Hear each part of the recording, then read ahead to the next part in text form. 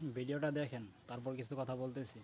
আমার ওই ছোট বাচ্চার কসম, আমার ওই ছোট বাচ্চার কসম, এই বাচ্চার কসম, আমার ফ্যামিলি আসছে, আমরা এখান থেকে যাবো না, আমরা হাজির বিচার চাই, এক কথাই শেষ, এইখান থেকে আমরা লড়বো না। আশুলিয়া থেকে আমি সকাল 10টা বাজে আসছি, প্রত্যেক দিন তো সকালে আসি, 10টা বাজে আসি, রাত্রে 11টা বাজে যাই, আজকেও 10টা বাজে আসছি।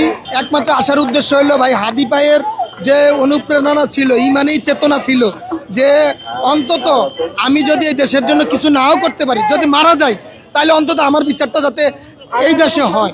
কিন্তু ভাই আজকে হাদি ভাই ঠিকই মারা গেছে, আল্লাহ তাআলা তাকে জান্নাত নসিব করে, কিন্তু হাদি ভাইয়ের বিচারটা এই সরকার করতে পারলো না এবং খুনিদেরকে ধরতে পারলো না। এটার জন্যই আমার এই বাচ্চা ফ্যামিলি সবাইকে নিয়ে আসার উদ্দেশ্য হলো আমার হাদি ভাই কিচ্ছু হয় না, রক্তেরও কিছু হয় না, আমি আমার ইমানের দায়িত্ব থেকে, আমি আমার দেশপ্রেমের দায়িত্ব থেকে আমি হাদি ভাইয়ের বিচারের দাবিতে এখানে আসা। এই উপদেষ্টা দেওয়া পদত্যাগ করো।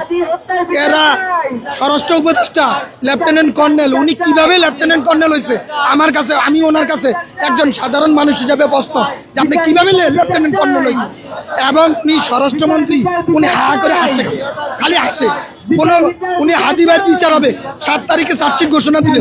আর এইটা তো আমরা জানি খুনিকে, তাহলে খুনিকে ধরেন না কেন? তাহলে আপনার ডিজিএফআই, র্যাব, আনসার, সেনাবাহিনী এরা কি করতেছে?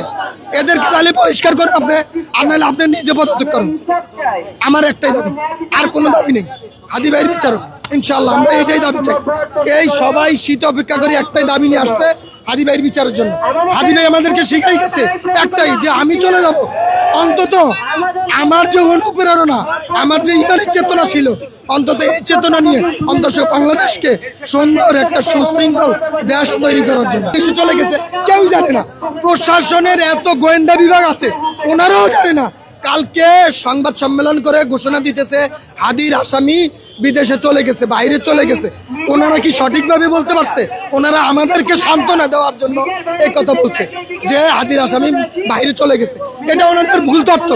যদি ওনারা সঠিক তথ্য জানতো তাহলে আমাদের মাঝে সুন্দরভাবে প্রকাশ করতো। ওনারা জানে না, এটা আসামিকে না, আসামির পিছনে যে গডফাদার আছে, বড় বড় রাঘবুয়াল আছে, তাদেরকে ধরলে এই উপদেষ্টাদের দেশে থাকা যাবে না, দেশে থাকতে পারবে না। যখন তারা পদত্যাগ করবে, আর 1 মাস 2 মাস পরে যখন তারা পদত্যাগ করবে, তখন তারা যদি হাদির সঠিক বিচার করে তাহলে এরা দেশে থাকতে পারবে না।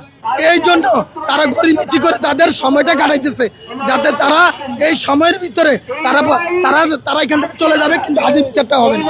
আমরা হাদির বিচার চাই, এক কথাই শেষ, এইখান থেকে আমরা লড়বো না। আমার ওই ছোট বাচ্চার কসম, আমার ওই ছোট বাচ্চার কসম, এই বাচ্চার কসম, আমার ফ্যামিলি আসছে, আমরা এখান থেকে যাবো না, আমরা হাদি ভাইয়ের বিচার করে যাবো ইনশাল্লাহ। জান দিছে, জান দিয়ে প্রমাণ করছে যে জুলাই দিই নেই, জান দিছি, এভাবে আমরাও জান দিব, জুলাই যাব না।